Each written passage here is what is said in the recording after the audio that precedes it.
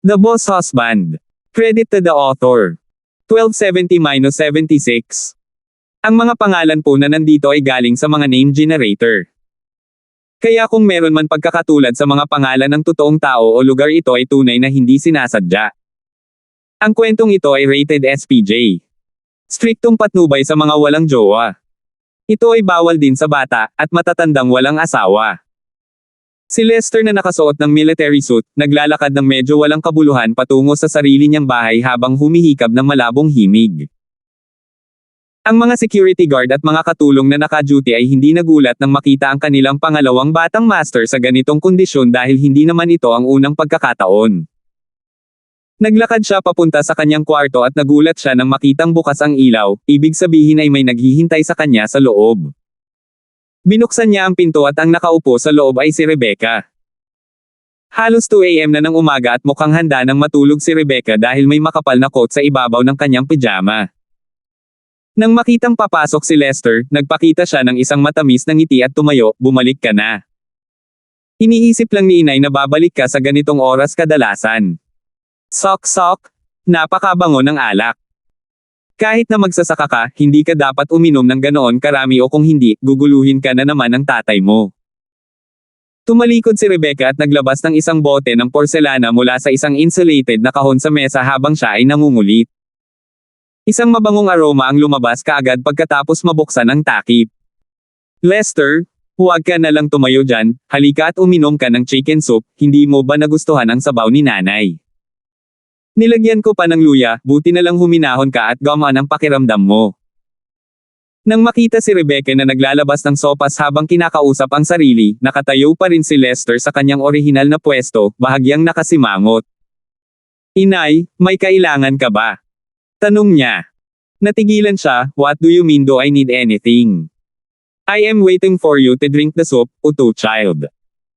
He found it unconvincing, solely. "Waiting for me to drink soup?" She shook her headlessly. "Naiinis ka siguro sa lecture ng tatay mo, ha? Hoy, hindi ako katulad niya na mahilig mangasar araw-araw. In fact, he did it for your own good, so try not to bother too. I was just thinking it's been a while from I last made you some soup, so I made you some tonight before you sleep." Sa sinabi nito, hinayla siya nito sa kanyang upuan at pinaupo. "Stop overthinking, it's almost 2 AM, maligo ka pagkatapos uminom." Tahimik niyang pinagmasdan ang matingkad na mangkok ng chicken soup, ang halimuyak ng iba't ibang Zen-Iken medicinal ingredients at ang mainit na singaw na dumampi sa kanyang mukha ang nagpainit sa kanyang pakiramdam. Tumangala siya at nakita niya itong naghihintay na uminom, ngunit napansin niyang bahagyang nanginginig ang kamay nito. Huminga siya ng malalim, kinuha niya ang kutsara at nagsimulang uminom. "Paano ito, masarap ba ang lasa, masyado bang mura?" Nakangiting tanong ni Rebecca. Umiling siya ng mariin, "Hindi, tama lang."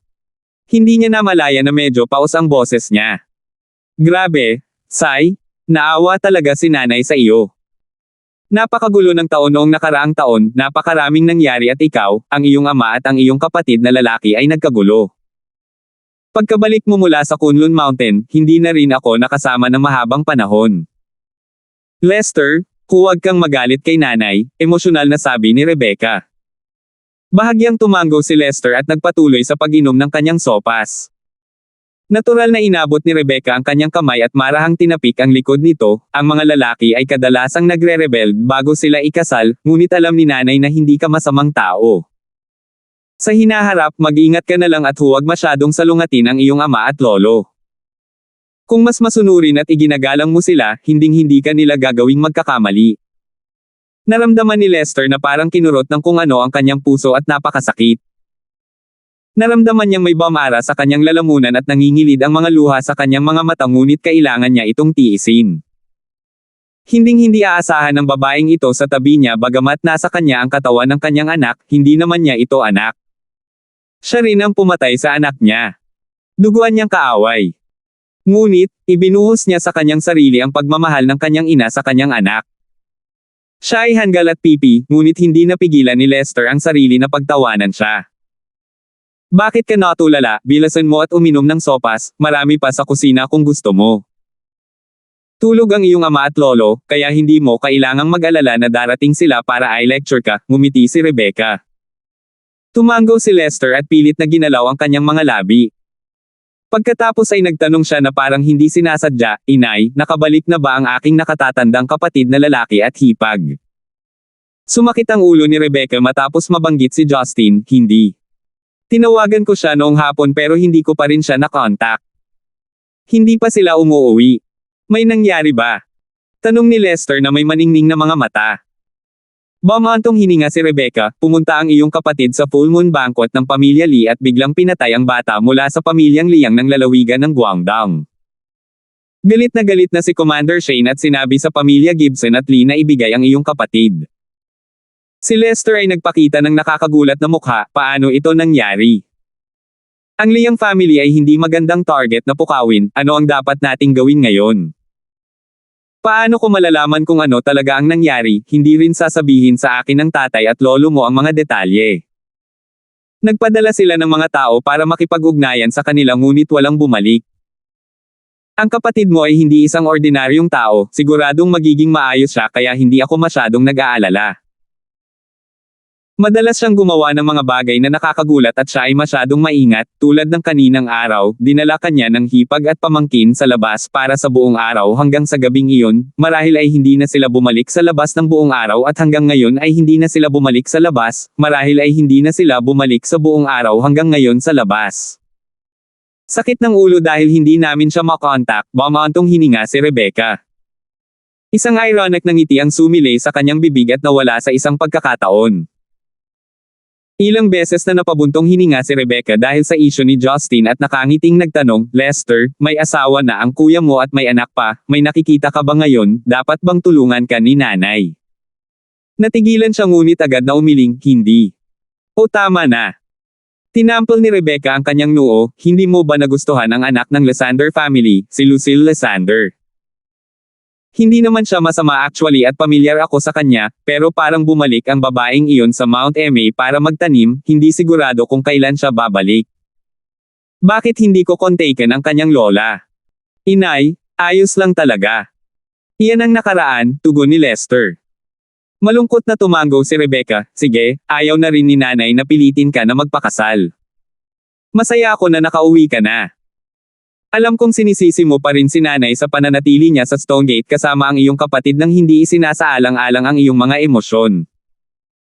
Ngunit Lester, ang iyong kapatid ay nagkaroon ng napakahirap na pagkabata at ang Diyos ay nagbigay sa akin ng isang mahusay na pabor sa akin para sa akin na ibalik ang pabor sa kanya. Ang mga sugat niya, hindi ko napigilan ang sarili ko na iwan siyang muli, pareho kayong mga anak ko at kampi ako sa sinuman sa inyo at umaasa lang ako sa ikabubuti ninyong dalawa, kung gusto kayong saktan ng kapatid mo, hindi ako aalis dito kahit na buhay ko ito." Ang kanyang tono ay tila malumanay, ngunit mahigpit at determinado. Naramdaman ni Lester na may gumugulo sa kanyang ulo, isang irritable mood na naging dahilan para hindi siya komportable at mahirap magbulalas, na para bang malapit na siyang masuffocate. Ang babaeng kaharap niya ay wala man lang relasyon sa kanyang sarili, ngunit pinagkaguluhan siya nito. "Naiintindihan ko ina, magpahinga ng maaga," pilit na ngumiti si Lester. Pagkatapos ay napagtanto ni Rebecca, "Tama, masyado na akong nanggigil. Lester, maligo ka at matulog ng maaga, okay, babalik muna si nanay." Pagkatapos ay lumabas siya ng silid pagkatapos tapikin ng marahan ang balikat ni Lester at isinara ang pinto. Ibinaba niya ang kutsara sa kanyang kamay at tumayo matapos marinig na umalis si Rebecca. Naglalakad patungo sa bintana, tumingin siya sa malabo na liwanag ng buwan gamit ang kanyang mapupula at dagwang mga mata, habang ang mga asul na ugat ay lumitaw sa kanyang noo. Ang mga daliri sa magkabilang kamay niya ay nakapasok sa kanyang laman dahil sa sobrang lakas.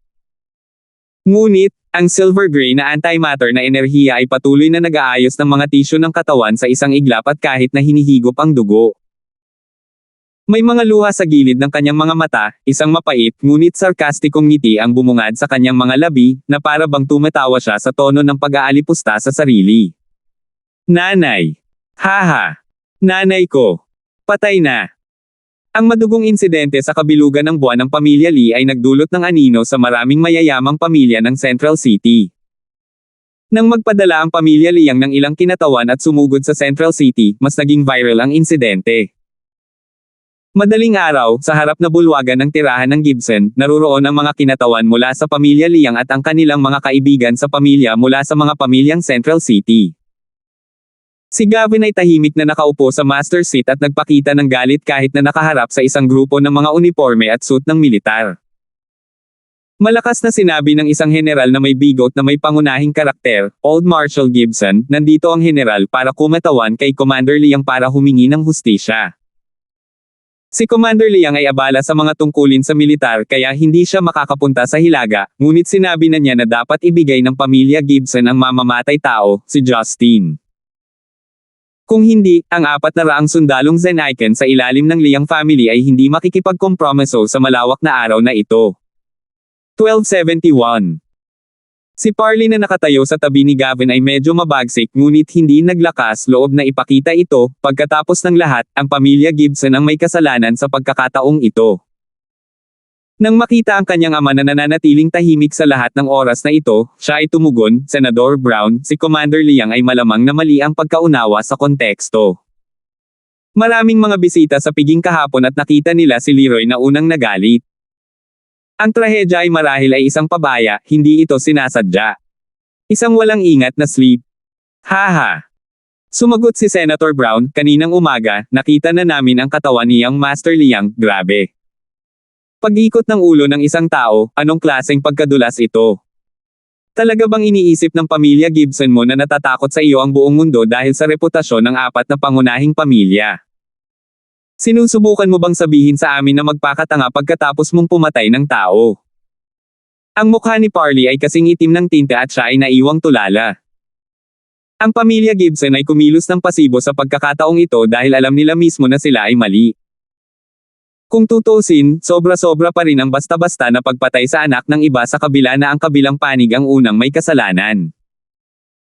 Ang pamilyang Liang ay isang veteranong pamilya na may hawak ng kapangyarihang militar sa timog kaya hindi nang ahas si Parley na maging masyadong mahigpit.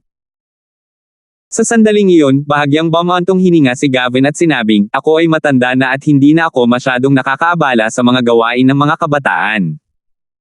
Hindi ako makapagpasya na ibigay ang aking panganay na apo, hindi siya makikinig sa akin. Dapat mong tanungin siya kung handa siyang sundan ka. Old Marshal, mukhang hindi tama ito, sabi ni Senator Brown, ikaw ang lolo ni Justin, bakit hindi ito nauugnay sa iyo? At saka, kung pipilitin mong huwag ibigay si Justin, baka magalit ang mga general na gumagalang sa iyo. Natawa si Gavin at ikinalat ang kanyang mga kamay, sa totoo lang, hindi pa bumabalik ang apo ko na si Justin simula nang lumabas siya kahapon. Hindi rin namin siya makontak, kaya mahirap hayaan kayong lahat na makilala siya. Pinaikit ni Senator Brown ang kanyang mga mata at ngumiti, Old Marshal, hindi naman lahat kami ay hindi naniniwala sa iyo, ngunit narito kami para humingi ng hustisya sa ngalan ni Commander Liang kaya dapat naming gampanan ang aming mga responsibilidad. Kahit na ang hukom ay hindi makapagkomento sa mga usapin ng pamilya, kahit na sinabi mong wala si Justin sa bahay, kailangan pa rin naming magsagawa ng paghahanap para sa katiyakan. Iyon ay sinabi, si Senador Brown ay nagpahiwatig sa ilang iba pang mga opisyal at may isang agad na tumayo at sumigaw sa 2 tropa sa labas, kayong lahat, maghiwa-hiwalay at maghanap ng maigi sa likod bahay. Huwag palampasin ang anumang sulok. Nang makita ang 2 tropa na sumusunod sa tagubilin, biglang hinampis ni Gavin ang kanyang kamay sa mesa sa tabi niya. Slam! Natigilan ang lahat at napatingin sa gulat. Katawa-tawa, ang magiliw na ekspresyon sa mukha ni Gavin ay nawala sa isang pagkakataon at naging isang siksik na ekspresyon. Ang kanyang masiglang espiritu mula sa kanyang mga araw ng digmaan sa wakas ay sumambulat sa sandaling ito. Unti-unti siyang bumangon, isang nakakatakot na liwanag ang bumungad sa dati niyang mga mata. How dare you, a senator from a small military province, went to my Gibson family and challenge us, do you think we are kind enough to let you do that? Pabayaan mo na si Shane sa ngayon, kahit ang kanyang namatay na ama na si Moncheng ay kailangang tawagan ang matandang ito dito na puno. Kayong grupo ng maliliit na bata na ipinanganak sa mapayapang mga taon at hindi pa man lang nakipaglaban sa digmaan, kung kailan ang lakas ng loob mong magbenta ng baril noon, kung paanong ang lakas ng loob mo. Mahigpit. Ang sandali ng mahigpit niyang pagsaway, 12-12 ng buff soldiers na may mga live ammunition ang lumabas sa buong bahay. Pinalibutan nila si Senator Brown, ang iba pang mga kinatawan at ang mga tropa sa labas at tinitigan sila ng masama habang hinihila nila ang mga gatilyo. Ang mga personal na gwardya na ito ng pamilya Gibson ay halos ang mga tropang sumunod sa pamilyang Gibson sa mga henerasyon. Karamihan sa kanila ay matatandang sundalo na patuloy na nagtatrabaho para sa pamilya pagkatapos nilang magretiro sa larangan ng digmaan. Ito ang dahilan kung bakit silang lahat ay may katatagan mula sa war zone. Nagulat si Senator Brown at ang iba pa at namutla ang kanilang mga mukha.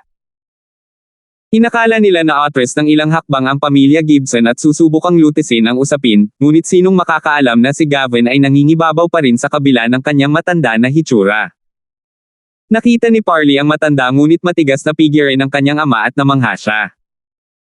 Sa kanyang memorya, nakita lamang niya ang kanyang ama na nakasuot ng kanyang military suit at pagiging matibay sa kanyang kabataan at ignorante. Nagmamadali ang mga taon at lumipas ang ilang dekada, ang hangin at hamog na nagyelo ay nag-iwan ng hindi mabilang na marka sa mukha ng matanda. Ngunit, nakaukit pa rin sa kanyang mga buto ang mabangis na dugo at pagsinta sa larangan ng digmaan at walang nang-ahas na hominin siya. Matandang Marshal. Huminahon ka, pinunasan ni Senator Brown ang kanyang pawis at ngumiti ng pilit, paumanhin, wala kaming intensyon na saktan ka. Ang pamilya Gibson ay naging makabayan at tapat sa mga henerasyon at isa sa mga nagtatag ng bansa. Noon pa man ay iginagalang ka ni Commander Liang at kahit na itinuturing kitang Diyos.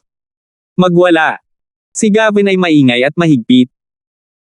Ang grupo ay hindi nang ahas na manatili pa na parang napatawad na sila, sa katunayan hindi ito ang kanilang batayan, kung nagsalita si Gavin na pumatay, ang mga gwardya ay hindi magdadalawang isip na hilahin ang gatilyo. Kahit na ang lahat ng mga tao mula sa kanyang panig ay may kapangyarihan at katayuan, wala pa rin silang lugar upang gumawa ng anumang mga galaw. Sa katunayan, sila ay mga tigreng papel lamang na umaasa sa pamilya Liang. Hindi nagtagal, pinangunahan ng grupo ang dalawang tropa at mabilis na umalis sa tirahan ng Gibson. Pagkatapos ay iwinagayway ni Gavin ang kanyang kamay at pinaalis ang mga gwardya. Isang dampi ng pagod ang sumilay sa kanyang mga mata, nagpakawala siya ng buntong hininga at naglakad patungo sa likod bahay. Pare, okay ka lang ba? Mabilis na sumunod si Parley at nagmamalasakit na nagtanong. Ayos lang, iwinagayway ni Gavin ang kanyang kamay, hindi biro ang mga elixir at paggamot na ibinigay sa akin ni Justin. Kaya ko pa ring magtagal sa katawan na ito ng ilang dekada. Kumunat ang noo ni Parley, masyadong walang ingat at walang prinsipyo ang batang iyon sa pagkawala matapos iwanan ang bagay na ito. Ama, angkop ba talagang ibigay sa kanya ang pamilya Gibson? Unti-unting lumingon si Gavin at tumingin sa kanyang anak, alam mo, kung ang taong sumigaw sa kanila kanina ay ikaw ngunit hindi ang matandang ito dito, hindi ko ipapasa ang pamilya Gibson kay Justin. Bahagyang nanginig si Parley at tumingin sa ibaba pagkaraan ng ilang sandali, alam kong kasalanan ko ito at wala akong silbi. Pasensya na ama, binaigo kita muli. Umiling si Gavin, hindi mo kasalanan, iba-iba ang lahat. Hindi ka lang bagay na mapunta sa posisyon na ito, pero hindi ibig sabihin na masama ka. Maaaring immature si Justin sa maraming aspeto ngunit masipag pa rin siyang tao at mayroon pa siyang walang awa na katangian na wala sa iyo bilang kanyang ama. Iyon ay sinabi, si Gavin ay nagpatuloy sa paglalakad patungo sa likod bahay, ang katulong ay naghanda sa kanya ng isang kaldero ng mainit na berdeng tsaa nang makarating siya sa hardin. Pagkaupo, nag-aalalang sinabi ni Parley, pare, hilingin ba natin sa aking kapatid na babae at sa kanyang pamilya na bumalik pansamantala sa Stonegate? Natatakot ako na hindi ito pabayaan ng pamilya Liang ng madali, ipinadala lamang ni Shane ang kanyang mga tauhan dito upang mag-scout ng mga bagay-bagay, baka marami pang darating pagkatapos nito. Kinawian ni Gavin ang kanyang kamay, hindi na kailangan iyon, kung hindi pa rin ligtas ang pagiging nasa bahay, ganoon din sa ibang lugar. Bagamat isang malaking bagay ang pagkamatay ng anak ni Shane, ang layunin niya ay mapanatili ang imahe ng pamilya Liang, kaya pupunta siya para sa pangunahing sangay sa halip na abalahin ang mga sanga sa gilid. Tumango si Parley. Ang natatawang boses ng isang batang babae ay nagmula sa labas nang siya ay nag-iisip ng mga solusyon. Pagkaraan ng ilang sandali, binuhat ni Justin si Leia at naglakad papunta sa likod bahay kasama si Marian. Ngunit, ang chubby little girl's outfit ay nagparamdam sa marami sa mga katulong kabilang si Parley na kakaiba. Kahit papaano ay nakakuha si Leia ng straw hat na gawa sa dilaw na damo at dahon at may mga makukulay na linya sa kanyang mabilog na mukha tulad ng mga Indian. Madumi rin ang pulang singlet niya, para siyang gamulong gulong sa buhangin. Medyo magulo rin si Marian, may gumuhit ng ilang pula at berdeng linya sa kanyang magandang mukha at tila katugma ng kay Leia. Great Lolo. Tumalon si Leia na parang meat cannonball at tumalon pabalik sa kondongan ni Gavin na halos malaglag siya sa upuan. Oh gosh little Leia, tingnan mo.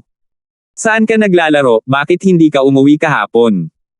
Nakita niya ang magaspang na dayami na sombrero sa ulo ng kanyang apo sa tuhod at nalilitong tanong. Matamis na ngumiti si Leia, ang mga elepante sa zoo ay natatakot sa lamig at hindi lumalabas, kaya dinala ako ni Daddy sa isang lugar na pinangalan ng Africa upang makakita ng mga elepante. 1272. Kahit nasanay na si Gavin sa mga walang katotohanang balita, nagdududa pa rin siya sa kanyang mga tainga matapos marinig ang sagot nito. Tinitingnan ng kampante na ekspresyon ni Justin at ang walang magawa at inis na mukha ni Marian, alam niyang nagsasabi ng totoo ang maliit na bata.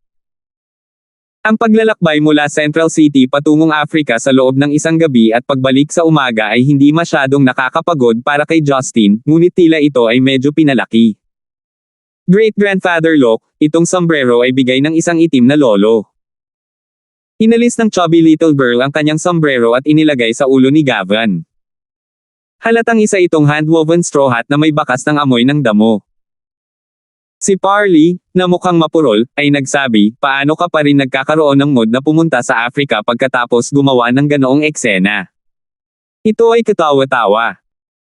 Nahiyang tumingin si Marian, ngunit walang naramdaman si Justin at tumawa, matanda, itong straw hat na ito ay ibinigay ng isang native chief sa South Africa, malamang na hindi ka pa nakakaranas ng ganito sa buong buhay mo. Walang magawang sinabi ni Gavin, ikaw bata, tumakbo ka ng napakalayo nang hindi nagpapaalam sa amin. Okay lang na pumunta ka pero bakit kalag ka rin si Marian, tingnan mo ang mukha niya, marumi lahat. Bakit hindi? Bilang isang ina dapat siyang sumunod para sa pagkakaisa ng pamilya, kinurot ni Justin ang pisngi ni Marian, ang bagay sa kanyang mukha ay ilang katas ng lokal na halaman ng Africa upang maiwasan ang kagat ng lamok, mukhang uso ito sa akin. Itinulak ni Marian ang kanyang kamay, sinabi ko na ayoko pero pinilit mo. Lolo, gusto niya akong binyo bully. Paano ang pananakot na ito? Maaari ka bang isakay ng mga normal na asawa kasama ang mga ligaw na elepante? Maaari ba nilang paamuin ang mga ligaw na elepante sa Africa? Excuse me, sabi ko ayoko sumakay, pero pinagawa mo ako, mabaho. At kasing laki ng palad ko ang mga insektong iyon, natakot ako. Nang makita ang maliit na mag-asawa na nagtatalo sa isa't isa dito at doon, si Gavin ay walang magawa at si Parley ay namula sa galit. Sige, Marian, dalhin mo si Leia para maligo at bigyan siya ng pampalit na damit. Justin, manatili ka, may itatanong ako sa iyo, sabi ni Gavin. Kahit na halos mahulaan ni Marian kung ano ang nangyayari, ito ang mga isyo ng mga lalaki sa pamilya, hindi siya gaanong nagsalita kaya binuhat niya ang kanyang anak pabalik sa kanyang silid. Ang pagkaladkad ni Justin sa Africa sa loob ng kalahating araw, kung hindi dahil sa kanyang pagtaas sa antas ng cultivation, siya ay naubos na. Nagsalita si Gavin pagkaalis ng dalawa, nagpadala ng mga tao ang pamilya Liang at nagdulot ng eksena kaninang umaga. Sabihin mo sa akin, ano ang iniisip mo kahapon? Kumunat ang noo ni Justin, talaga, sayang hindi ako makakabalik, kung hindi, makakapatay pa ako ng ilan. Gusto mo pa bang pumatay? Gusto mo ba talagang lumikha ng hindi maibabalik na away sa dugo sa pamilya Liang? Saway ni Parley. Tumawa si Justin, blood away. Napatay ko na ang anak niya, matagal nang umiral ang awayan ng dugo. Walang pinagkaiba sa pagpatay ng isa o grupo. Itinuro ni Parley si Justin, ngunit naiwang tulala habang nanginginig ang kamay. Hindi siya pinansin ni Justin at sinabing, matanda, huwag kang mag-alala, hindi ako baliw.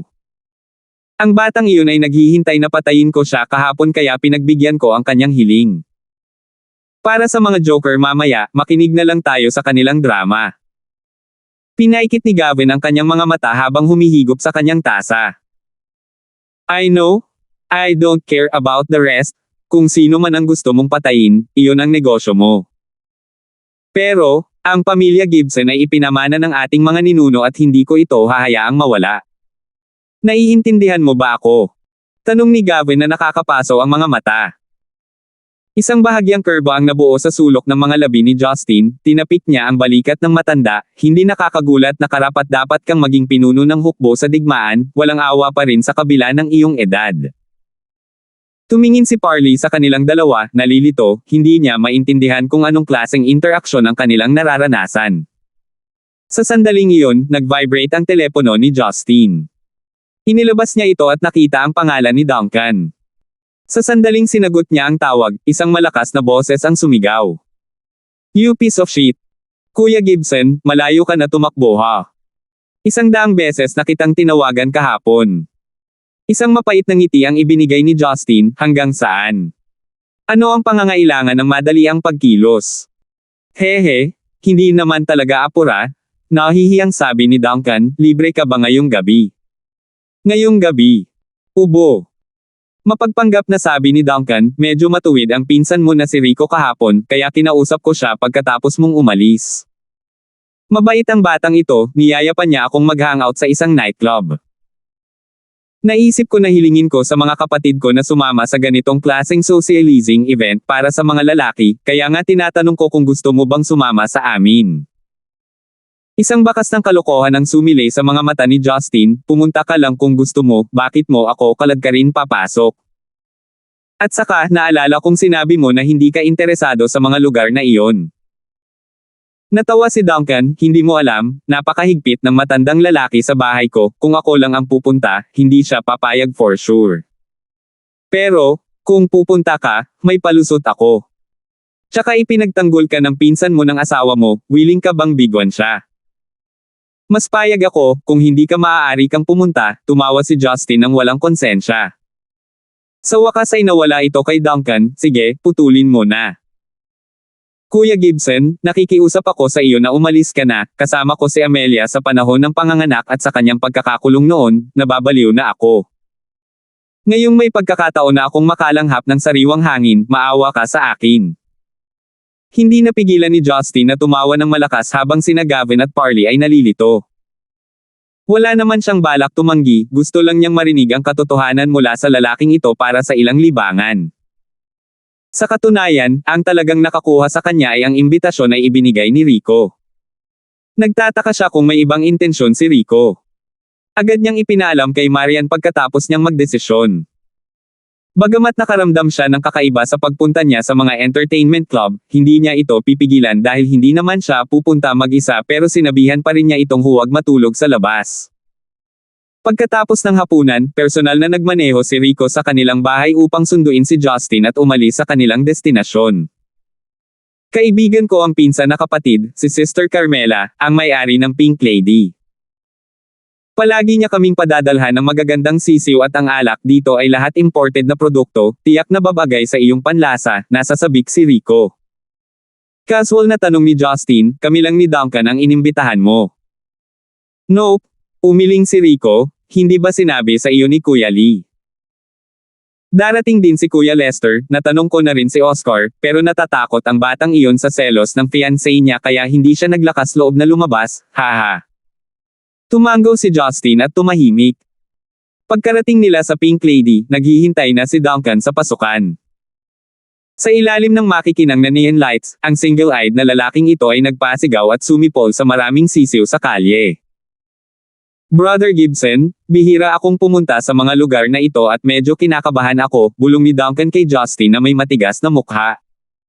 Kung gayon bakit ka nandito? Tumawa si Justin. Ngumuso si Duncan, lalaki din ako, hindi ako pwedeng manatili sa bahay araw-araw. Dahil nandito ka sa tabi ko, mas matapang ako. Ngumiti ng pilit si Justin, ang batang ito ay parang bata, pervert pero mahiyain. Mukhang hindi pa dumarating si Lester, pumasok silang tatlo sa club sa pangunguna ni Rico. Maraming waiter at madalas na customer ang bumati kay Rico, pagkatapos ay kinurot niya ang puwitan ng isang mainit na sisiw na nakasuot ng magenta cheongsam na nagpaiyak sa kanya ng mahina. O aking young master Rico, sinong young master ang dinala mo ngayon? Tiningnan ng sisiw sina Justin at Duncan ng malandi na mga mata at commendat pa kay Duncan. Itigil mo na ang katarantaduhan mo, lahat ito ay mga master na hindi mo kayang pukawin. Inayos na ni Sister Carmela ang lahat, dalhin mo kami sa cabin, tumaas ang boses ni Rico. Umindayog siya habang naglalakad at inakay ang tatlong lalaki sa isang koridor na puno ng hindi maliwanag na mga ilaw. Binalot ng malambot na carpet ang malawak na pasilyo at ang mga dingding sa magkabilang gilid ay may maraming oil painting ng mga tao na nakasabit sa kanila na nagdagdag ng isang layer ng luntiang sa kapaligiran. Brother Justin, Brother Lee, pupunta tayo sa Lockery cabin para gumamit ng hot spring at mag-relax. Mamaya, tatawag ako ng ilang chicks para tulungan tayong magmasahe, tumalikod si Rico at ngumisi. Habang pinopromote niya ang mga kaganapang nangyayari mamaya, isang waitress na nakasuot ng maid outfit na dumaan ay tila medyo nalilito, nakakagulat. Nabangga niya si Rico. Ang pagtakbo sa kanya ay hindi isang malaking bagay ngunit ang tray sa kanyang mga kamay ay nahulog at karamihan sa mga inumin sa baso ay ibinuhos sa kanyang katawan at ang amoy ng cocktail ay nabasa siya. 1273. Sorry. Hindi ko sinasadya. Bulalas ng waiter at tumayo na may takot sa mukha. What in the? Ano bang nangyayari sa'yo? Galit na tiningnan ni Rico ang mga mantsa sa kanyang katawan, basang-basa ang kanyang suit at blouse. Sa tingin mo ba sapat na ang sorry? Kakayanin mo ba ang Armani na suot ko ngayon sa pamamagitan ng pagbebenta ng sarili mo dito sa kalahating taon? Hinawakan ni Rico ang kanyang kwelyo at sumigaw. Namula ang mga mata ng dalaga at bumungad sa kanya ang kanyang kabataang mukha na may malabong make-up. Hindi siya sobrang ganda o kaakit-akit ngunit mayroon siyang kakaibang kadalisayan at pagiging simple ng isang batang babae. Ang kanyang manipis na hubog na kilay, petite cherry lips at ang kanyang panic-stricken expression ay napakaselan. Mabilis na lumapit ang Cheongsam chick at humingi ng paumanhin, "Young Master Rico, huminahon ka. Itong babaeng ito ay bago lang dito, siya ay isang university student pa lang na nagtatrabaho ng part-time, malamang ay pagod na pagod siya pagkatapos ng buong araw ng trabaho, kaya naman." Tila hindi nakinig si Rico sa anumang sinabi niya at tinitigan ang batang babae na nanginginig sa mabangis na mga mata ngunit unti-unti itong nagmumukhang naliligaw. Sorry. I will compensate for it, I can wash it for you, okay lang ba? Tanong ng dalaga. Natahimik si Justin at nanood, ngunit si Duncan ay may mariin na puso at pumunta at tinapik ang balikat ni Rico. Sige, sando lang. Kailangan mo ba talagang magtantrum sa isang dalaga, hayaan mo na siya. Pagkatapos ay bumalik si Rico sa kanyang katinoan at binitawan ang babae, oo, tama si Kuya Lee. Naunawaan kaagad ng Cheongsam chick na si Duncan ang tunay na VIP at mabilis na ngumiti ng kaakit-akit. Salamat sa iyong pag-unawa, Mr. Lee, bibigyan kita ng ilang bote ng masarap na alak mamaya. Sally, mabilis na magpasalamat sa aming mga customer. Agad na pinunasan ng babaeng pinangalan ng Sally ang kanyang mga luha at yumuko ng maraming beses, "Salamat, kasalanan ko." Mabuti na lang at hindi nakaapekto sa interes ng grupo ang maliit na insidenteng ito at pagkatapos nilang makapasok sa Lockery cabin, dumating ang ilang nakamamanghang waitress at pinagsilbihan sila sa pribadong hot spring. Ang isang komportableng hot spring therapy ay medyo kakaiba para kay Duncan, may mga pagkakataon na hinawakan ng masahe na babae ang kanyang matitigas na kalamnan at muntik na siyang tumalon palabas ng pool.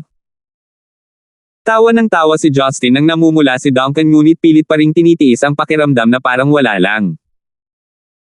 Si Lester ay nakaupo na sa sofa at naninigarilyo nang bumalik sila sa KTV cabin. Nang makitang lumabas si Justin at ang iba pa, ngumiti si Lester, "Kuya Lee, ang galing ng mga babae dito." Ilang beses na nakasalubong ni Duncan si Lester kaya casual siyang tumango. Tanong ni Justin, "Mukhang madalas kang nandito." Ito ay dahil kilala ni Rico ang may-ari dito, kaya pamilyar ako sa lugar. Uminom si Lester ng whiskey at sinabi, "Rico, mag-order ka na." Tiyak na Kuya Lester, si Sister Carmela ang nagdadala ng pagkain para sa araw na ito, nakangiting sabi ni Rico. Natarante si Duncan, "Order na. Di ba naghapunan na tayo?" Sa sandaling iyon kung saan binuksan ang pinto ng cabin at isang kaakit-akit na ginang na may bun, nakasuot ng mababang cut na pulang suspender na damit ang humantong sa isang grupo ng 10 mag-agarang kabataang babae na nakabikini sa silid. Hindi naman masikip kahit mahigit 10 tao ang pumasok sa cabin dahil maluwag. Sa pagtingin sa linya ng mga kabataang babae na may matamis na ngiti at nanlilisik na mga mata, agad na naunawaan ni Duncan ang ibig sabihin ng pag-order. Humalaklak si Sister Carmela at binati sila, Young Master Gibson at Garrison. Itong dalawang lalaki na narito ay sina Mr. Gibson at Mr. Lee gaya ng nabanggit mo ha. Pasensya na kung late ako dumating, I was choose the best girls for you. Tingnan mo, bikini style ang grupong ito at lahat sila ay mga estudyante sa universidad, sariwa at mabait. Pero medyo nahihiya sila, ano sa tingin nyo? Sinulyapan ni Justin ang grupo ng mga kababaihan, hindi sila gaanong kahanga-hanga ngunit lahat ay may mga pinong tampok ng mukha, hugis ng katawan at kakaiba sa kanilang sariling paraan.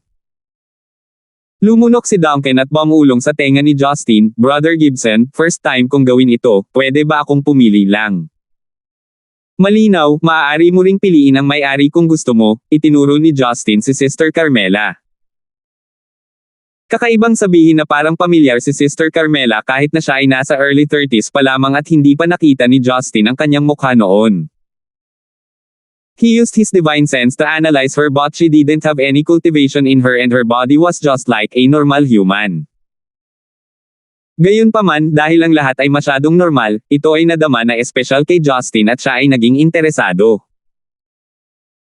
Dinilaan ni Duncan ang kanyang mga labi at nilagok ang kaunting alak na para bang sinusubukan niyang palakasin ang loob niya. Natural ba akong hindi angkop na lumabas at makipaglaro? Pakiramdam ko ay nasasaktan ako ng mga batang babae. Inilibot ni Justin ang kanyang mga mata, nandito ang mga babaeng ito para sa pera sa iyong bulsa, kung babayaran mo lang sila at hindi mo sila hawakan, higit pa sa payag sila. Hindi yan uobra.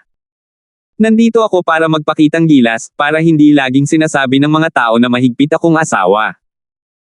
At least hindi ko hahayaang murahin ako ng mga kapatid mo. Nahihirapan si Duncan at naisip ni Rico na hindi siya interesado kaya pumalakpak siya at sinabing, Sister Carmela, masyado pang bata ang batch na ito, hindi interesado ang mga kapatid ko, next please.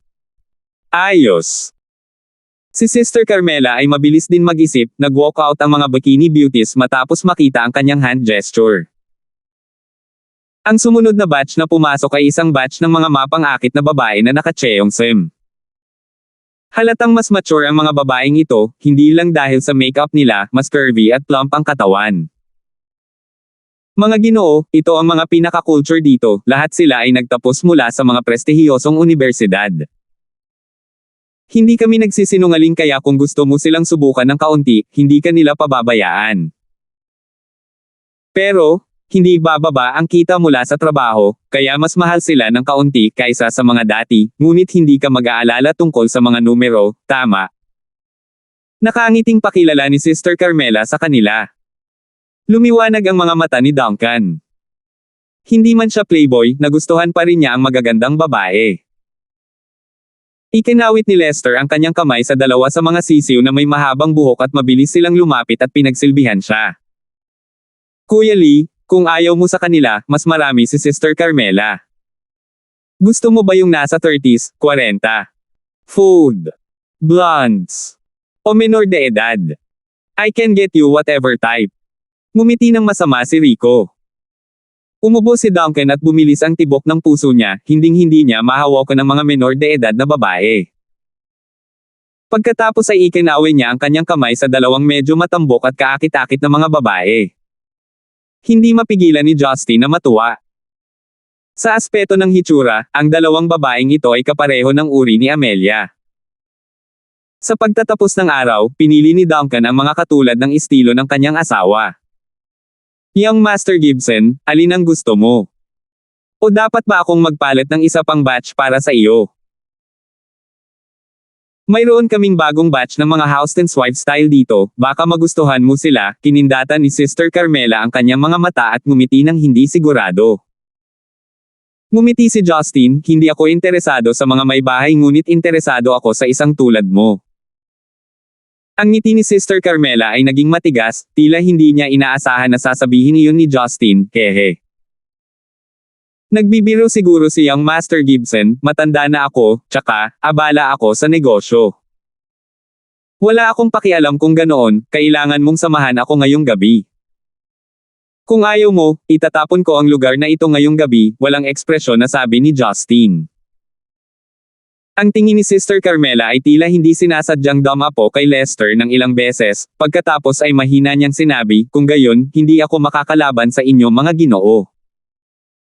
Jeez, bakit pahihirapan ang mga tulad ko kapag tayo ay matanda na?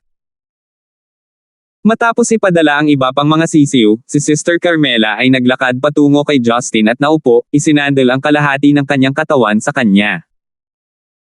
Ang bango ng kanyang makeup na amoy orchid ay dumaloy sa hangin at napakalambot ng kanyang katawan na parang walang buto.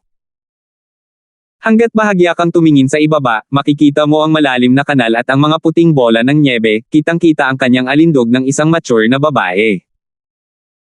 Napangiti ng nakakatakot si Rico, napakaganda ng mata ng kapatid na lalaki, dapat makita dito si Sister Carmela.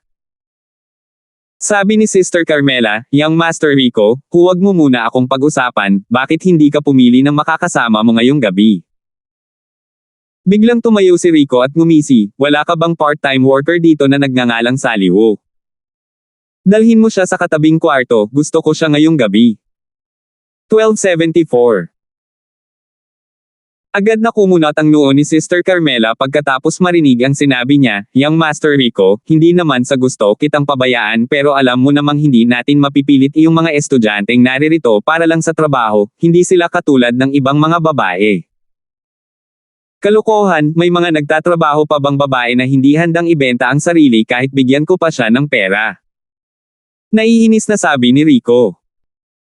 Kuya Garrison, tigilan mo na, nandito lang siya para magtrabaho bilang waitress, bawal kong gagawin mo, payo ni Duncan sa kanya. Medyo hindi mabata ang ekspresyon ni Rico, at ngumiti siya at sinabing, Brother Lee, madalang kang bumisita sa mga ganitong lugar, kaya hindi ka pamilyar.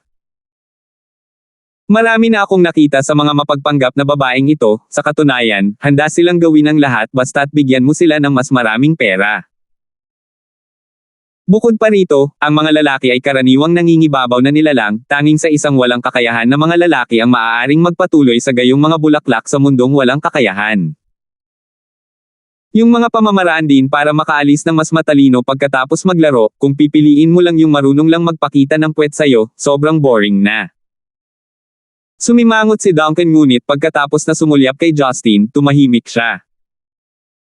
Kakaiba ang naramdaman ni Justin na tinitigan siya ni Duncan na para bang ang terminong dominating animal ay nakadirekta sa kanyang sarili. Sister Carmela, I don't care about the rest, I want Sally tonight for sure. Kakatanong ko lang sa reception, ang babaeng iyon ay galing sa isang mahirap na village sa Shanbei at nag-aaral ngayon sa Central City. Kung tumanggi siya, mabibigyan ko na lang siya ng stable na trabaho sa Central City, mas maganda pa rin ito kaysa sa kanyang pagtatrabaho ng maraming taon, matagumpay na sabi ni Rico. Hindi na nagsalita pa si Sister Carmela at tinawag ang mga guard habang tumatawa at commendat kay Rico na nagbibigay sa kanya ng green light. Ipinikit ni Rico ang kanyang mga mata kay Lester at masayang lumabas, tumakbo patungo sa katabi ng single room. Nang makita ang anumang nangyari, walang sinabi si Justin kundi kinuha ang baso ng red wine na bigay ni Sister Carmela at nagtanong pagkatapos ng ilang higop, Hoy maganda, gaano ka nakatagal nagnenegosyo dito? Ngumiti si Sister Carmela, Young Master Gibson, bakit ang boring mong tanong? Nakakainis ang mga negosyo, bakit hindi tayo umiinom at maglaro? Kung pipilitin kong malaman. Ngumisi si Justin. Nakapout si Sister Carmela, higit 10 taon na ang nakalipas. Talaga. Sister Carmela, mukhang napakabata mo pa. Naaalala mo ba ang isang sikat na nightclub na pinangalan ng Golden Hall, na umiral dito 10 taon na ang nakalipas? Nagpakita ng alaala si Sister Carmela, mayroon akong ilang hindi malinaw na mga impresyon ngunit hindi ko masyadong matandaan. Hindi ba't napakabata mo pa, bakit mo babanggitin ang isang bagay mula sa 10 taon na ang nakaraan? Mayroon ka bang anumang nais mong itanong?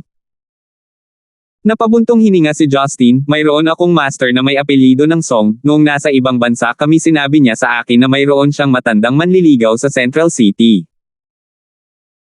Nagkakilala sila sa nightclub ng Golden Hall, at hiniling niya sa akin na tumulong sa paghahanap sa kanya, ngunit sa kasamaang palad ay hindi ko nakita ang club na iyon dito.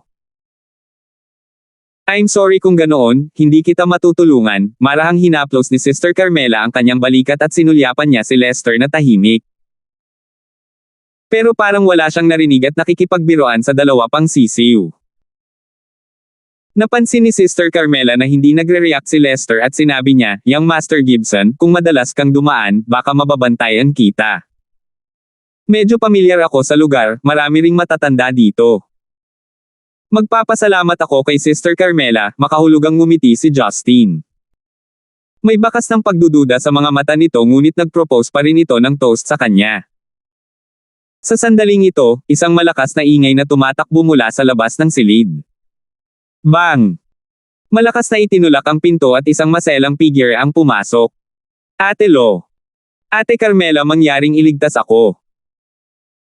Tumakbo papasok si Sally na nakasuot ng maid outfit at bumagsak sa harap ni Sister Carmela saka umiiyak na nakiusap, "Sister Carmela, sinusubukan akong mahuli ng mga guard. Pakisabi sa kanila na waitress lang ako." Pinunasan ng mga luha ang kanyang malinis na mukha, dala ang kanyang masalimuot na anino sa mata na nagmukhang isang kaawa-awang porselana na manika. Dalawang matitigas at angkop na bodyguard ang pumasok na sinundan ni Rico na nagmumura. "Damn you little bitch, how dare you show me your temper." Mabangis na lumakad si Rico at hinawakan ang shirt ni Sally, sinusubukang hilahin siya palabas.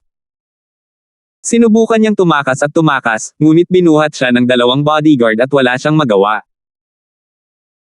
Nang makita si Sally na dinadala ng mga gwardya, nagpakita si Sister Carmela ng walang pakialam na mukha na parang walang kinalaman sa kanya.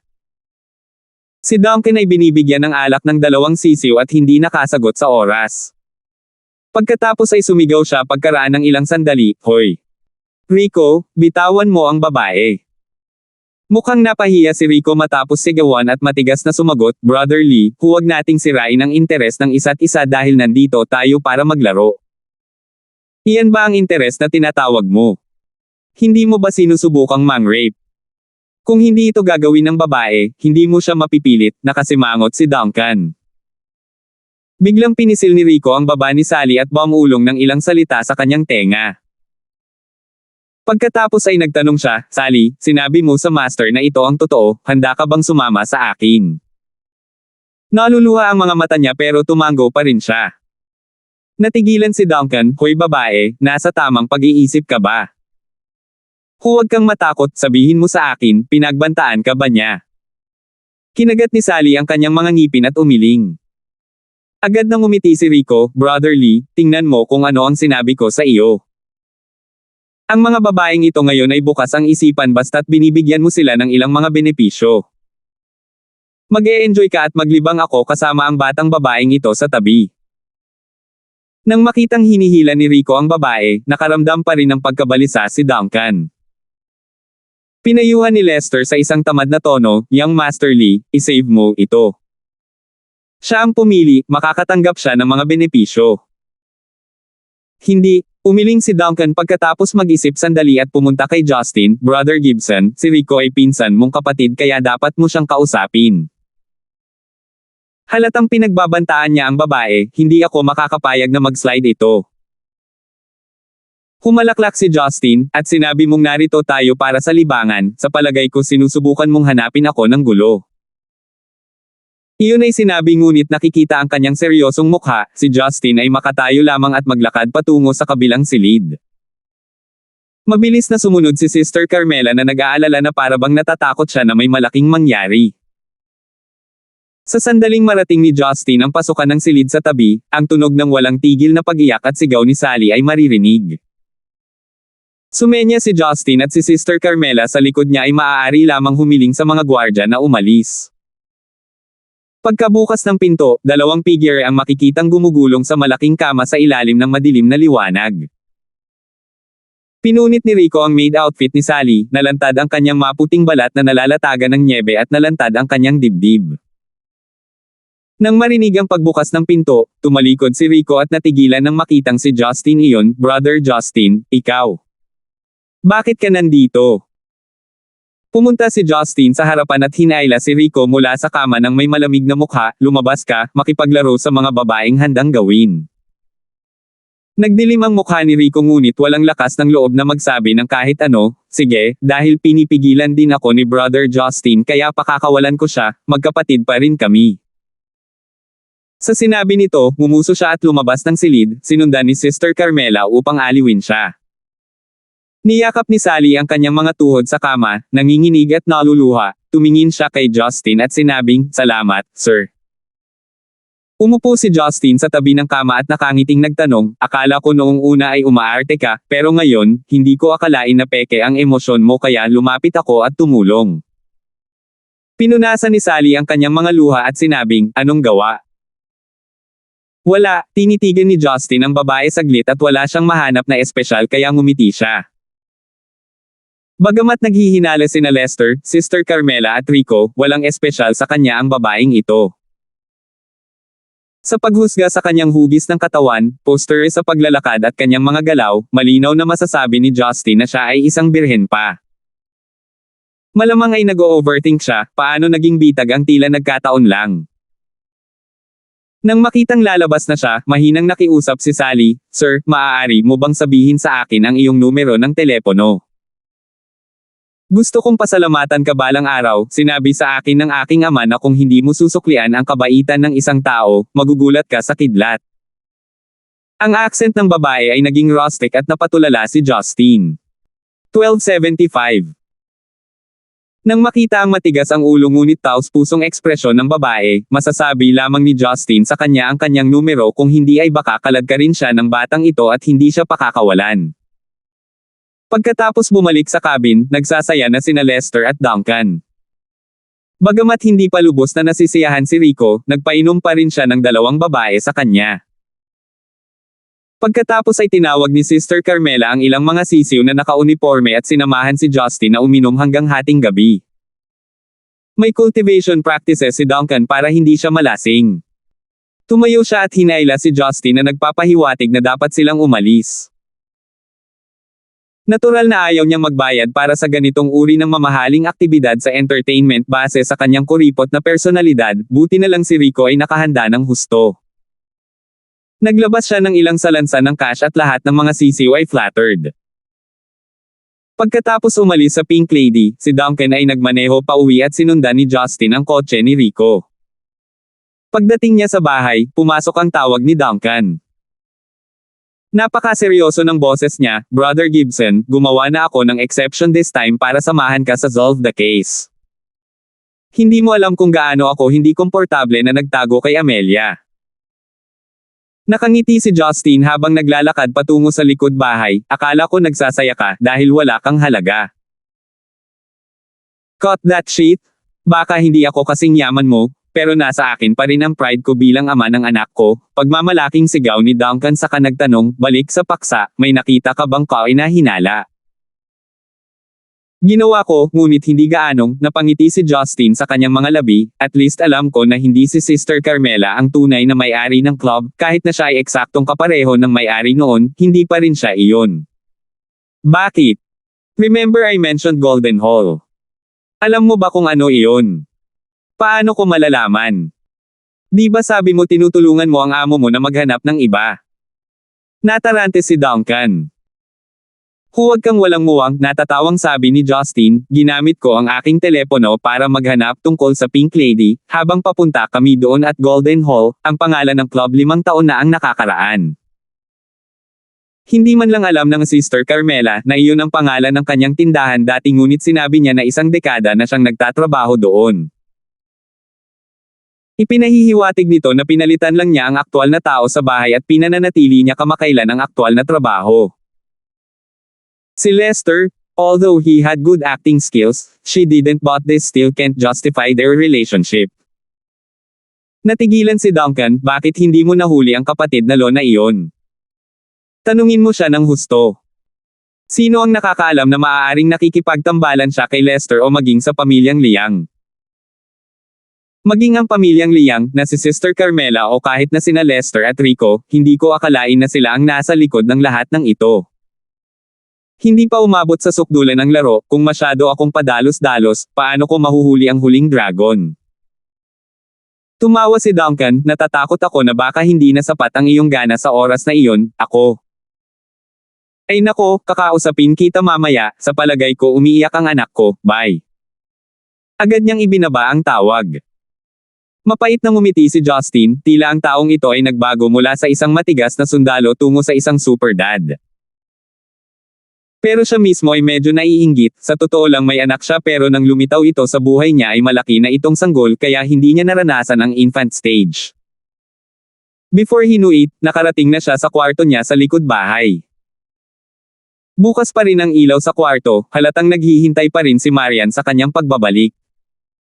Hindi na nag-isip pa si Justin at mabilis na pumasok sa kwarto.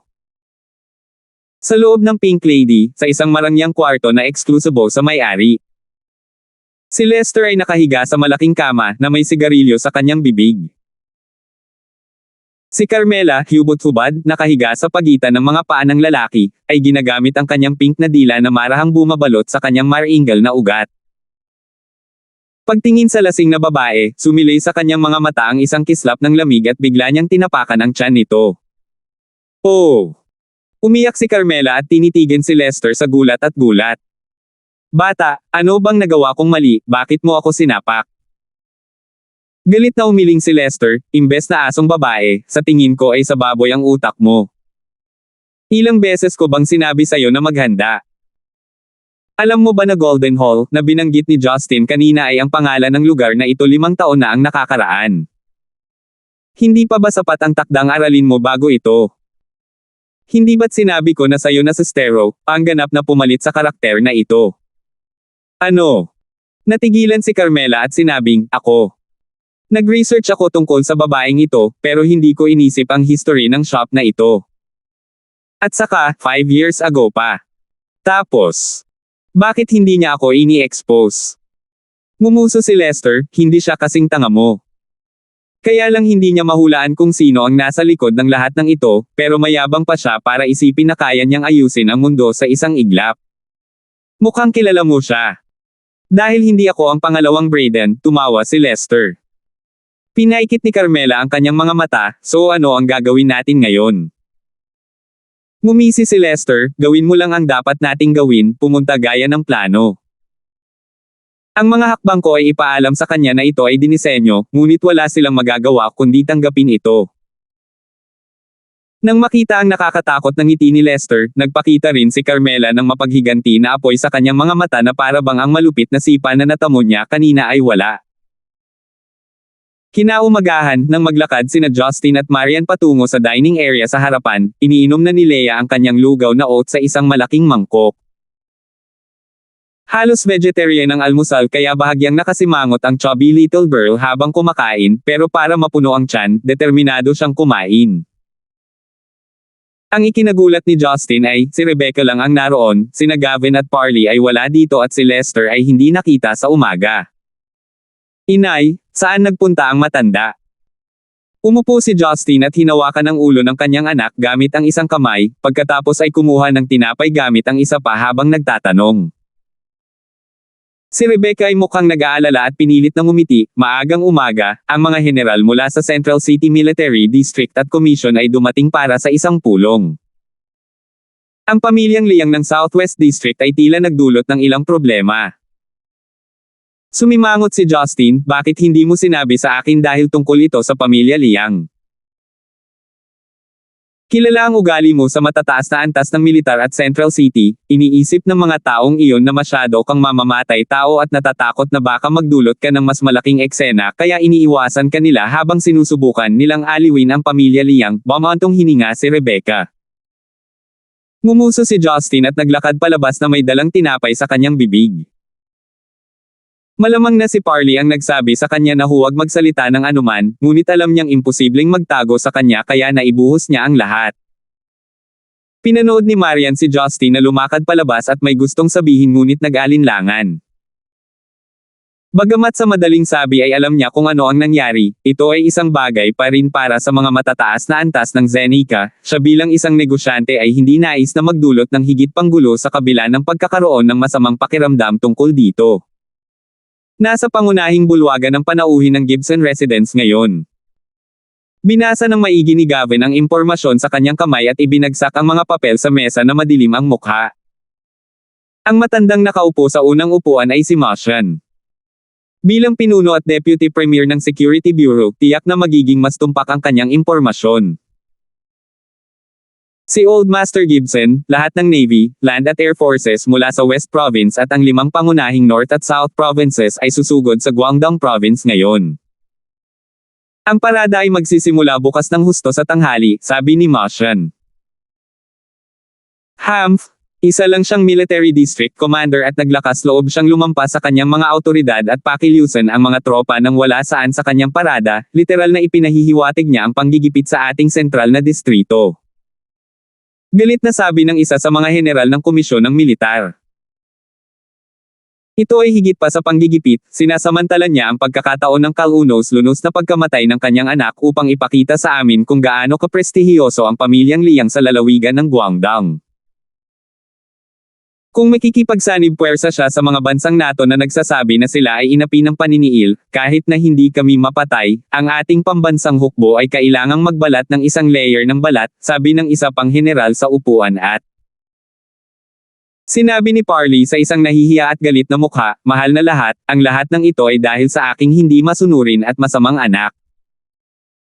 Kung hindi dahil sa kanyang katapangan at pagmamataas, ang mga bagay ay hindi aabot sa ganito. Ang ilang mga general na naruroon ay tumugon ng ilang mga salita ng Kal-iwan at sinabi kay Parley na huwag masyadong sisihin ang kanyang sarili, ngunit ang kanyang ekspresyon ay nababahala na labis na hindi nasisiyahan tungkol kay Justin na nagdulot ng gayong kaguluhan. Sa palagay ko hindi ko hiniling sa iyo na humingi ng tawad sa ngalan ko, hindi ko iniisip na aminin ang aking pagkakamali.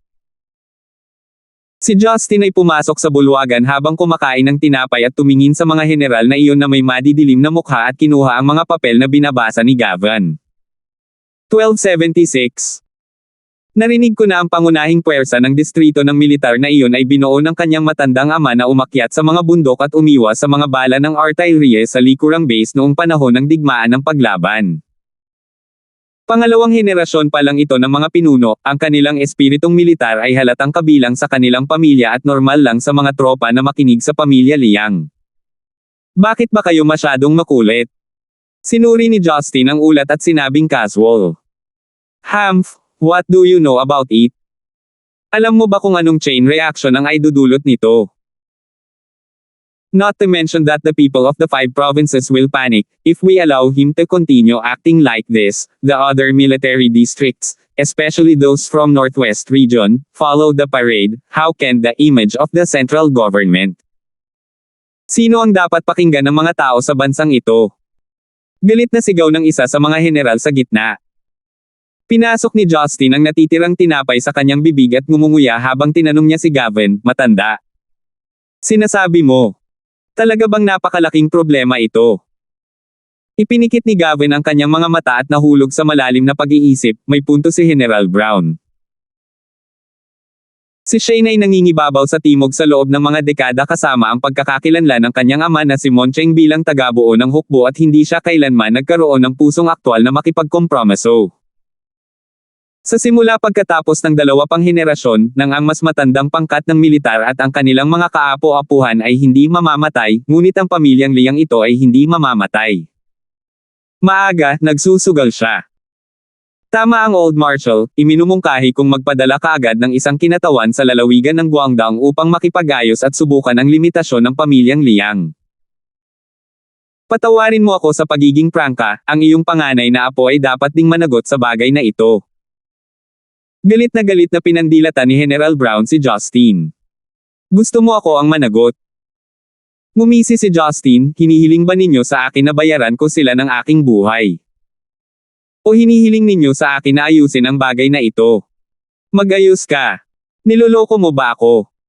Ito ba ay isang bagay na maaaring ayusin sa isang casual na pahayag lamang? Kung hindi dahil iginagalang namin ang pamilya Gibson at ang Old Marshal Gibson, itinali ka na sana namin at itinapon sa bilangguan. Sumangayon ang ibang mga opisyal habang sumisigaw si General Brown, sila ay nakatayo sa hustisya at hindi nag-abala tungkol sa iba. Nagkibit-balikat si Justin, dahil patay na si Leroy, maaari pa ring ipadala ang buong pamilya sa underworld para samahan siya.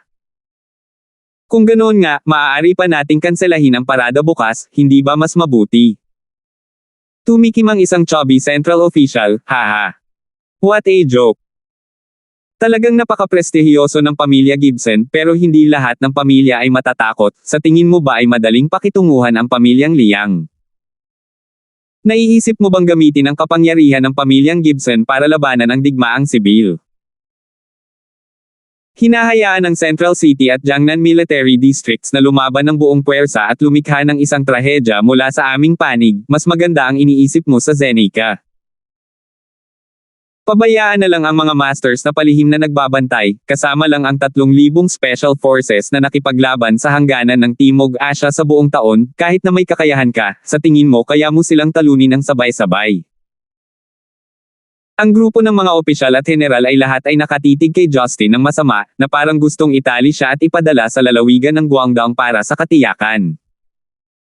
Gayunpaman, wala silang magagawa dahil hindi pa nakagawa ng huling tawag si Gavin. Si Martian ay umiinom ng kanyang tsaa nang walang anumang reaksyon, tulad ng ginagawa ni Gavin. Hindi nag-abala si Justin dahil iniisip niya na hindi na kailangang magpaliwanag sa mga taong ito. Nang hihilingin na sana niya sa mga katulong na paalisin sila, may pumasok mula sa bulwagan sa harapan. Matandang guro, nandito ang ama at kapatid ng ginang, mukhang may apurahin sila. Napakunot ng noo si Gavin, narito ang mga biyenan. Natarante rin si Parley, ano ang ginagawa ng aking ama at bayaw dito sa madaling araw? Si Justin na gustong paalisin ang mga bisita ay nagsimulang mag-isip ng mahina na may nakalimutan siya. Kung pag-uusapan, tila ito ang unang beses niyang makilala ang ama at kapatid ni Rebecca, na kanyang lolo at tiyuhin. Gavin, ibalik mo ang apo ko.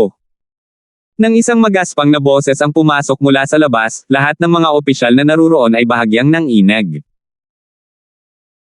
Isang matangkad at matandang lalaki na may kulay abo na buhok ang pumasok sa main hall na namumula ang mukha, kasunod ang isang medyo may edad na lalaki na kamukhang kamukha niya at parang kanina pa siya umiiyak. Narinig ni Justin mula kay Rebecca na ang pangalan ng kanyang lolo ay Jonathan Garrison at ang kanyang tiyuhin na si Leon Garrison ay ang ama ni Rico. Si Gavin ay magalang sa kanyang mga in-laws at unti-unting tumayo, bakit mo nasabi? Steenie trying to pretend ha? Paalisin mo na nga Gibson ang filial na apo mo dito. Itanong mo sa kanya mismo kung paano niya pinatay ang nakababatang kapatid niyang pinsan. Apo ko. Galit na sigaw ni Jonathan. Ang iba ay tumingin kay Justin na gulat kasabay nang napansin nilang may itim na satin sa mangga sina Jonathan at Leon. Nakita ni Jonathan at ng kanyang anak si Justin at nag-aapoy na ang kanilang mga mata sa ganoong tingin. Tama. Ikaw si Justin ha? Tumawa sa galit si Jonathan, ito ang unang pagkikita ko sa iyo bilang iyong lolo ngunit hindi ko inaasahan na ito ang dahilan sa likod ng ating pagkikita. Talagang hinahangaan ko kung paano gumaganda ang mga inapo ng pamilya Gibson. Tanong ni Justin, sinasabi mo. Patay na si Rico. Haha. Tinatanong mo ba kami ngayon? Pinatay mo ang kawawang apo ko sa kotse tapos naglakas loob ka pa ring magtanong. Namumula ang mga mata ni Jonathan. Mapatla ang mukha ni Parley at naninigas ang kanyang mga kalamnan, biyenan, tiyak na may hindi pagkakaunawaan dito, walang dahilan si Justin para patayin si Rico. Sa tingin mo ba pupunta kami ng tatay ko dito para akusahan ang pamilya Gibson? Kinuha ni Leon ang kanyang mobile phone mula sa kanyang bulsa at ipinakita sa lahat ang larawan. Naramdaman ng lahat ang lamig. Sa screen, ito ay isang eksena ng isang trahedya sa kotse. Ang ulo ni Rico ay nabasag ng isang marahas na puwersa at ang kanyang walang ulong katawan ay nahulog sa manibela, na may dugong tumulo sa upuan ng kotse. Ang paraan ng pagpatay na ito ay eksaktong kapareho ng ginawa mo kay Leroy noong araw na iyon. Pagpalain ng Diyos sa pagpapalam sa amin na mahanap ang fingerprint ng isang tao sa upuan ng pasahero sa harap at pagkatapos suriin ito gamit ang computer ng istasyon ng pulis, ito ay tugma sa iyo. Parehong pareho. Sigaw ni Leon. Maging si Justin ay nalilito ngayon. Sarili kong fingerprint. Pareho lang. Normal para sa istasyon ng pulisya na magkaroon ng kanyang fingerprint information dahil hindi ito mahirap kunin at kailangan itong itago sa talaan. Gayunpaman, hindi siya ang pumatay kay Rico, paano lumabas ang fingerprint sa front seat? Nasa backseat siya nung umuwi sila. Hindi niya inakala na ang mag-ama ng pamilya Garrison ay sinusubukang i-frame siya sa bagay na ito dahil walang benepisyong makukuha. Nang makita ang mga opisyal at general na naruroon na takot at galit na nakatingin sa kanya, agad niyang naramdaman na wala sa lugar ang mga bagay. Nang marinig ang pagdating ng kanyang ama at kapatid, lumabas si Rebecca mula sa likod bahay kasama sina Marian at Leah. Bago sila makarating sa bulwagan, narinig ang boses ni Jonathan at ng kanyang anak. Lumapit si Rebecca kay Leon na may luhang mga mata at kinuha ang cellphone. Nang makita ang walang ulong katawan sa larawan, siya ay sumuray-suray at malapit ng himetean. Rebecca. Agad na tinulungan ni Parley ang kanyang asawa at galit na tumingin kay Justin. Binuhat ni Marian si Leah at tumabi. Alam na ang mga bagay ay umabot na hanggang dito, maaari lamang niyang tingnan si Justin na nag-aalala ng walang magawa. Malungkot na tiningnan ni Rebecca si Justin, anak. Sabihin mo sa nanay na hindi totoo, hindi mo pinatay ang iyong pinsan na kapatid. Tama. Walang pag-aalinlangan na tumanggo si Justin, hindi, ginagarantiyahan kita. Talaga bang pinatutunayan nito na hindi mo pinatay si Rico? Niloloko ba ng mga fingerprint ang mga tao? Hindi ba masyadong magkatulad ang paraan ng pagpatay? Sino ang dudurog sa ulo ng isang tao sa ganoong paraan maliban sa iyo? Napangisi ang isang opisyal. Sa wakas ay nagsalita si Motion pagkatapos ng mahabang panahon na tumahimik, lahat, mangyaring makinig, ang bagay na ito ay lubhang kakaiba. Kailangan mo ng dahilan para pumatay ng tao, lalo pa para pumatay ng pinsan. Mayroon lamang fingerprint bilang patunay, ngunit ano kaya ang motibo niya sa pagpatay kay Rico? Sa palagay ko ay walang matinding puot sina Justin at Rico, hindi ba? Patriarchally, sa tingin mo ba ako ay isang hindi makatwirang tao? Naisip ko ang mga posibleng motibo niya bago pumunta dito, masakit na sabi ni Jonathan, mayroon akong impormasyon tungkol sa ilang mga batang Ginoo na pupunta sa isang nightclub na pinangalanang Pink Lady kahapon. Pinatunayan ng mga gwardya doon na ang aking apo na si Rico ay nakipag-away sa part-time waitress na si Sally na ito. Salamat po at sinamahan ninyo ako, ingat lagi mga master.